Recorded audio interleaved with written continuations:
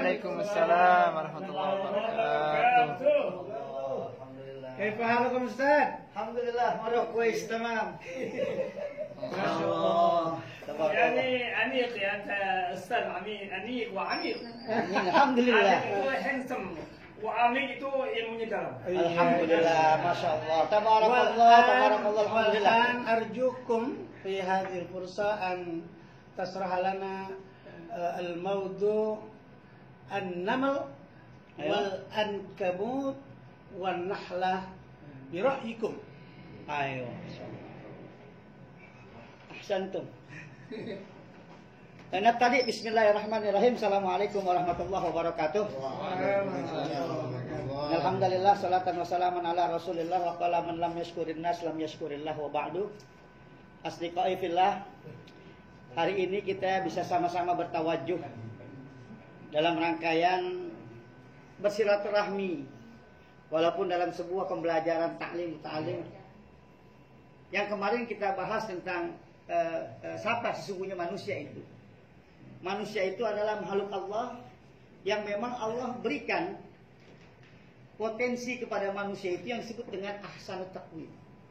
Sebaik-baik bentuk. Dan Allah memberikan kepada kita yang disebut dengan ra'yu, pemikiran.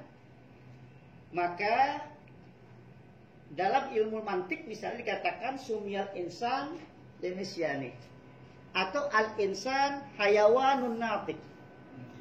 Manusia itu adalah makhluk yang berpikir.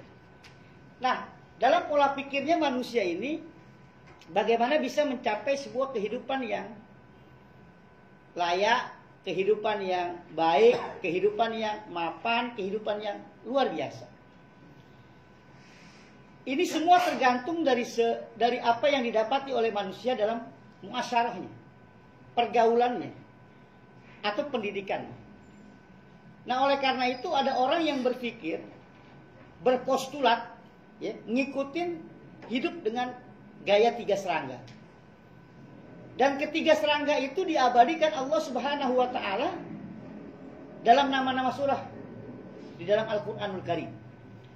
Misalnya ada orang yang hidupnya berpikir seperti semut. Semut itu adalah serangga yang Allah ciptakan yang mobilitasnya tinggi. Jadi tidak pernah kita lihat semut itu nganggur, santai, ngopi atau baca koran, enggak. Tapi semut yang kita lihat selalu berjalan terus. Maka punya prinsip al-waqtu athmanu minaz zahab. The time is money. Itu prinsip semut. Kalau semut ketemu semut bukan salaman sebenarnya. Tapi semut ketemu semut itu dia ngasih tahu, noh rezeki di sono ada, noh di sono ada segala macam. Maka ada pepatah mengatakan ada gula, ada semut. Tapi yang menjadi sebuah ironi bagi kita, yang diikuti manusia dalam prinsip semut tadi adalah mencari makanannya. Semut itu binatang yang paling kecil, tapi bisa bawa makanan yang lebih besar daripada badannya. Maka Allah menamakan surat semut itu dengan surat An-Naml. Nah, semut itu prinsipnya adalah mencari harta sebanyak-banyaknya. Yang lebih ironis adalah kita sering melihat semut mati ketika ada di tempat makanannya. Dia mati di kopi kita, di teh manis kita, di susu kita dan segala macam. Nah, ada manusia yang seperti itu setiap harinya. Gak berpikir yang lain, pokoknya bagaimana mencari harta sebanyak-banyak. Kapan mau berhentinya? Berhentinya ketika Allah tegur kita dengan dalam surat At-Takasur misalnya. Alhaakum At-Takasur hatta zurtum al-maqabir. Jadi engkau senang berlomba-lomba mencari harta yang begitu banyak. Kapan mau berhentinya? Hatta zurtum al-maqabir. Itu tipikal semut. Jadi kalau ada manusia yang kerjaannya nyari duit aja tiap hari, nyari harta aja sebanyak-banyaknya tanpa mau berpikir kepada tetangga, bermuasyarah pada masyarakat tidak ada, maka dia termasuk gaya hidup semut. Itu bahaya kalau malam dia suka kesemutan. Ya. Lalu yang kedua, ada orang yang ngikutin gaya hidupnya itu seperti laba-laba. Apa filosofi daripada laba-laba? Itu laba-laba adalah satu binatang yang licik, culas, dan selalu mencari hal-hal yang tidak baik. Laba-laba itu kalau bikin rumah tidak ditempati rumahnya, tapi dijadikan sebuah perangkap. Kalau nyamuk datang, maka nyamuklah makan makanannya. Serangga-serangga lain hadir ke rumah laba-laba, maka itulah yang dimakan. Bahkan yang lebih ironis adalah laba-laba betina itu bisa memakan laba-laba sang jantan walaupun habis bersenggama. Jahat. Orang yang berprinsip hidup seperti laba-laba itu nggak sedikit juga di zaman modern yang hedonisme dan materialisme sekarang ini. Tipu dayanya cong tipu. Maka ketika ada orang yang hidup survive, dia hidup itu hanya bisa menipu orang lain. Nah inilah kayak laba-laba. Bahkan Allah menyindir itu dengan sebutan seburuk-buruknya rumah adalah labaitul ankabut, rumah laba-laba. Karena apa?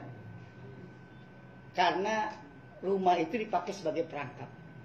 Mereka survive ketika udah bohongin orang. Kalau ada dialog, ada 3 anak kecil, 1 dari orang yang cukup punya harta.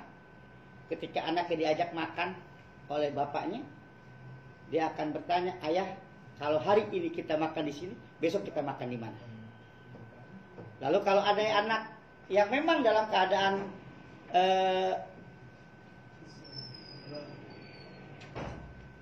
biasa, dia tidak punya makanan, maka dia akan berkata, ayah, kalau hari ini kita bisa makan, besok kita makan apa? Tapi kalau orang yang dibesarkan oleh bapaknya yang bersifat al-ankabut misalnya, yang bersifat laba-laba, dia akan bertanya, ayah, kalau hari ini kita bisa makan si fulan, besok kita makan siapa lagi? Jadi kita kapan bisa nipu lagi? Orang kayak gitu hidupnya pasti kalang kabut. Ya. Dan yang terakhir, ada orang yang hidupnya berpikir seperti lebah. Lebah itu dalam Al-Quran dinamai dengan surat An-Nahl. Lebah adalah binatang yang mempunyai insting tinggi. Oleh karena itu, Nabi Muhammad SAW mengibaratkan kita orang-orang muslim itu, hiduplah bagaikan lebah, memakan makanan yang baik, dan tidak merusak sesuatu yang ditempati, dan mengeluarkan hal-hal yang baik. Kalau Imam Ali mengatakan, kunu finnasi kan nahlah fit-tayr. Jadilah kita ini seperti lebah di kawanan seperti manusia itu di kawanan para burung-burung yang ada. Karena apa? Karena burung-burung itu tidak pernah menganggap keberadaan lebah itu sebagai binatang yang mempunyai iktibar, mempunyai maziyah, mempunyai kelebihan. Lau ya'lamu tayru ma fi ajwabiha minal barakah lam yaf'al biha. Tapi kalau andai kata dia tahu, burung-burung itu tahu bahwa lebah mempunyai potensi yang luar biasa, maka tidak akan dia remehkan seperti itu semua. Oleh karena itu, jadilah lebah. Yang dimaksud dengan adalah khairun nas anfa'uhum linnas. Terima kasih. Assalamualaikum warahmatullahi wabarakatuh. Terima kasih. Ada Kita dengarkan tausiah